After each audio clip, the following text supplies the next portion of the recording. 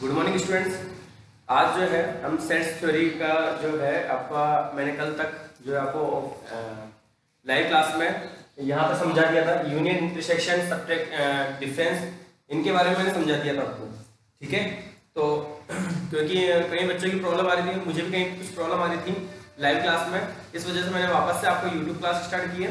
ठीक है, तो अब देखो आपका ये जो एक्सरसाइज 1.4 है, हम एक्सरसाइज पे आते हैं। इसके जो कंसेप्ट है वो मैंने आपको लाइव क्लास में समझा दिए थे, यूनियन, इंटरसेक्शन, डिफरेंस, इन सब के बारे में। ठीक है, तो जो फर्स्ट क्वेश्चन है, find the union of each of the following pairs of sets. Union का मतलब मैंने समझाया था आपको, क्या ये देखो यहाँ पे एक सेट है x वस्तु दे रखा है आपको 1 3 5, ठीक है, और y दे रखा है आपको 1 2 3। इन दोनों का मुझे यूनियन फाइंड करना है, x यूनियन y हमें फाइंड करना है। तो यूनियन का मीनिंग मैंने समझा दिया था, क्या होता है कि दोनों को यूनियन का मतलब जोड़ना है, ऐड करना है उन दोनों को। अब ऐड करने का मतलब भी क्या हुआ यहाँ पे कि इन दोनों के सभी एलिमेंट्स मुझे यहाँ पे लिखने हैं। क्लियर है? तो सारे एलिमेंट्स लिखने हैं, लेकिन जो एलिमेंट दोनों में आ रहा है उसको एक ही बार लिखेंगे हम, क्योंकि हमारा सेट का रूल है कि एलिमेंट रिपीट नहीं हो सकता। तो 1 2 3 एंड 5, क्योंकि 1 और 3 रिपीट हो रहा है तो इनको एक ही बार लिखेंगे। ये आपका x यूनियन y हो गया है। ठीक है, और इसी का इंटरसेक्शन भी पूछा जा सकता है, तो इंटरसेक्शन निकालना भी हमारे को आना चाहिए, क्योंकि जो फिफ्थ क्वेश्चन है आपका, फिफ्थ क्वेश्चन में यही है, find the intersection of each of the following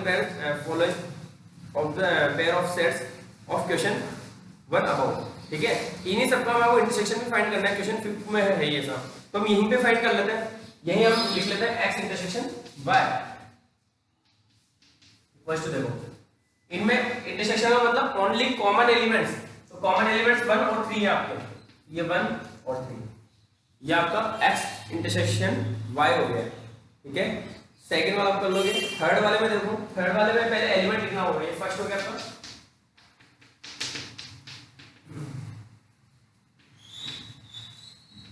a equals to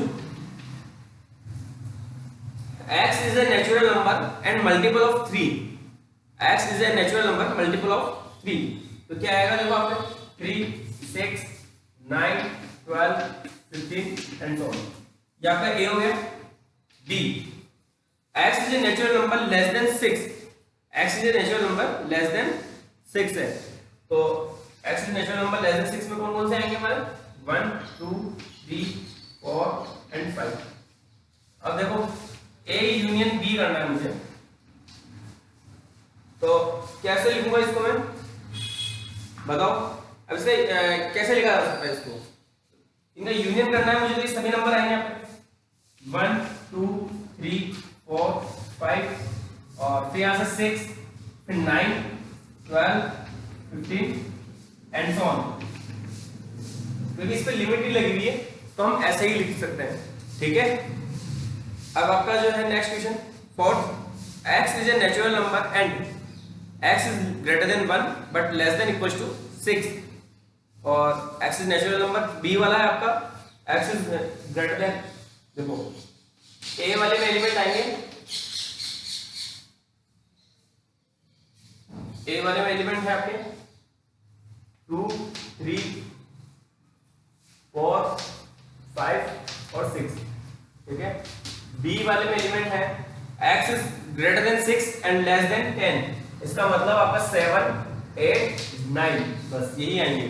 ठीक है ना, 6 और 10 दोनों इंक्लूड नहीं है आपके, तो a यूनियन b क्या हो जाएगा आपका 2 3 4 5 6 7 8 एंड 9, ये आपका a यूनियन b हो जाएगा। इसी के साथ a इंटरसेक्शन b क्या हो जाएगा यहाँ पे, a इंटरसेक्शन b भी यही निकाल लेना, कुछ भी नहीं आएगा तो यहाँ पे इसका आंसर हो जाएगा 5, कोई कॉमन एलिमेंट नहीं आएगा इसमें, तो 5 हो जाएगा। इसी तरह यहाँ पे भी a इंटरसेक्शन b जो है वो आपका देखो क्या कॉमन है इसमें, ओनली यहाँ पे 3 कॉमन आ रहा है। ठीक है ना, तो ओनली आपका 3 ही इसका आंसर होगा। इस तरह से फिफ्थ वाले में 1 2 3 है और b आपका 5 है।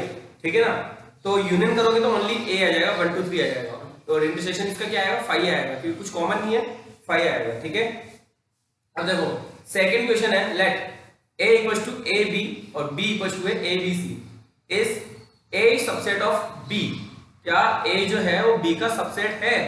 तो देखो सबसेट है क्योंकि A के जो सारे एलिमेंट है वो B में है, तो yes it is subset of A is subset of B। What is A union B? अगर आपका ये रूल है यहां पे तो आपको जो है क्वेश्चन गिवन है, अदरवाइज देखो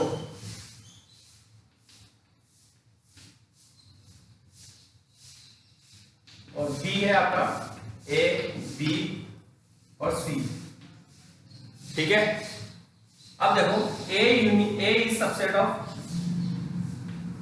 यहां लिखोगे आप yes A is subset of B, क्योंकि A के सारे एलिमेंट B में दिख रहे हैं। अगर ऐसा आपको जो है ये तो एक्सप्रेशन गिवन है, अगर क्वेश्चन भी गिवन नहीं हो, ठीक है ना, तो भी अगर आपको गिवन है कि A सबसेट ऑफ B, तो A यूनियन B जो है वो क्या होगा? ऑब्वियसली B होगा, क्योंकि A के सारे एलिमेंट B में तो एग्जिस्ट कर ही रहे हैं भाई, आपके A के सारे एलिमेंट B में एग्जिस्ट कर ही रहे हैं, तो जो यूनियन करेंगे तो क्या आएगा? B आएगा। और इसका इंटरसेक्शन करोगे, इसमें गिवन नहीं है लेकिन मैं बताता हूं इंटरसेक्शन इसका क्या आएगा, वो A आएगा। ये ध्यान रखना है हमेशा। इंटरसेक्शन के लिए इसने पूछा नहीं है, इंटरसेक्शन के लिए इसने पूछा नहीं है, लेकिन फिर भी हमारे को ध्यान रखना है, ये फिक्स है, ये आपको इसको भूल जाओ, क्वेश्चन को भूल जाओ, क्वेश्चन को भूल जाओ तो भी आपका ये फिक्स है कि अगर A is subset of B, then A union B will be B और A intersection B will be A, ठीक है ना। Next, if A and B are two sets such that A subset of B, then what is the value of A union B? वो पूछ लिया इसने बिना आपको सेट गिवन, अब पूछ लिया क्या आ जाएगा आंसर? B आ जाएगा इसका। फोर्थ वन, A गिवन है, B गिवन है, C गिवन है 8 और D भी गिवन है, फाइंड, हमें फाइंड करना है यहाँ पे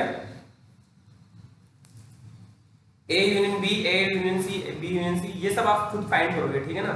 अब सीधे सीधे यहाँ पे जो है सेट आपको गिवन है, तो इनका यूनियन इंटरसेक्शन जो भी आपको पूछा वो आप फाइंड कर सकते हो, लेकिन जो तीन वाले हैं जैसे A union B union C, ठीक है ना, वो एक मैं बताता हूँ कि इसमें से जो फिफ्थ वाला है,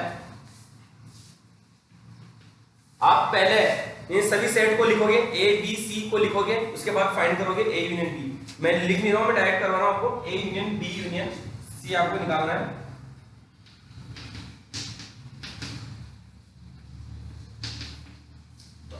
हमें तीनों के एलिमेंट लिखने हैं यहाँ पे, ठीक है ना, जो तीनों में एलिमेंट है।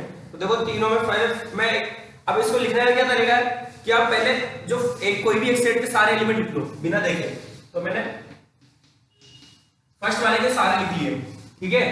अब बी वाले के सारे लिखना है, जो लेकिन जो पहले आएगा उसको छोड़ दूंगा मैं। तो देखो यहाँ पे बी वाले के लिख रहा हूं 3, पहले आ गया 4, पहले आ गया 5 बचा हुआ, ये 5 भी आएगा और ये 6, ठीक है। फिर सी वाले के सारे लिखूंगा, लेकिन जो पहले आ गए उनको छोड़ देंगे। तो सी वाले के आपके 5 और 6 पहले से आ गए, 7 और 8, ठीक है। ये आपका A union B union C हो गया, क्लियर है। अगर इसका इंटरसेक्शन पूछा होता तो क्या आता आंसर? 5 आता। A intersection B intersection C क्या होगा? 5 होगा, क्योंकि ऐसा कोई एलिमेंट नहीं है तीनों में ही कॉमन हो, ठीक है ना। तो ये आप बाकी आप खुद करोगे। फिफ्थ वाला मैंने करवाई रहा हूँ साथ साथ पैर, तो आप कर लोगे इसको। सिक्स्थ वाला, सिक्स्थ क्वेश्चन है, देखो वही, इसमें भी A गिवन है, B गिवन है, C गिवन है, D गिवन है, find A intersection B, B intersection C, ये सब चीजें आपको फाइंड आउट करनी है इसमें, ठीक है। चलो एक आध क्वेश्चन हम कर लेते हैं।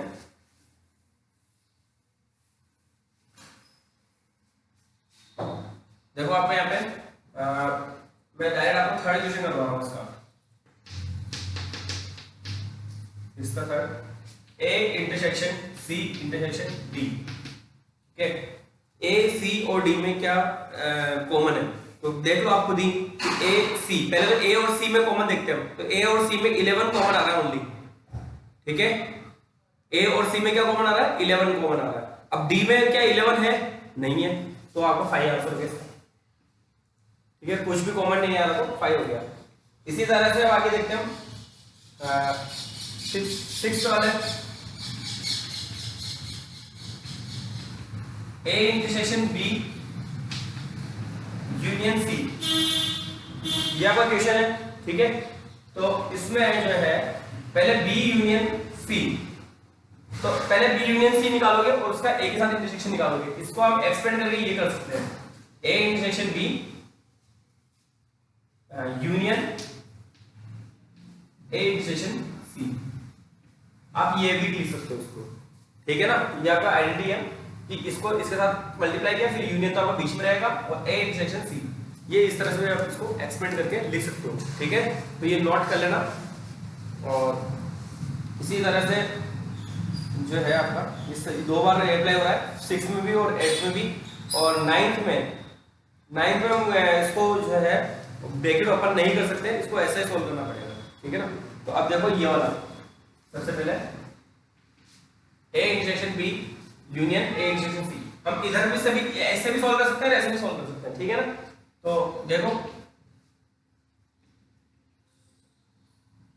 पहले मैं बी यूनियन सी निकाल लेता हूं। बी यूनियन सी क्या होगा मेरे पास, बी और सी का यूनियन करेंगे हम। तो 7 9 11 13 और 15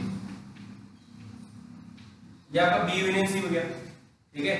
अब निकालो आप A intersection B union C एक साथ। इसके साथ हमें ए का इंटरसेक्शन करना है। तो ए में और इसमें क्या क्या कॉमन आ रहा है, तो ए में और इसमें देखो आपका 7 9 और 11 ये तीन एलिमेंट आपके कॉमन आ रहा है। ये 7 9 एंड 11 ये आपका आंसर हो गया, ठीक है। 7 9 और 11 क्लियर है ये। तो ये जो 6th क्वेश्चन है ये पूरा आप खुद करोगे। अब जैसे आपके 9th क्वेश्चन में दे रखा है आपको, 9th क्वेश्चन में है आपके पास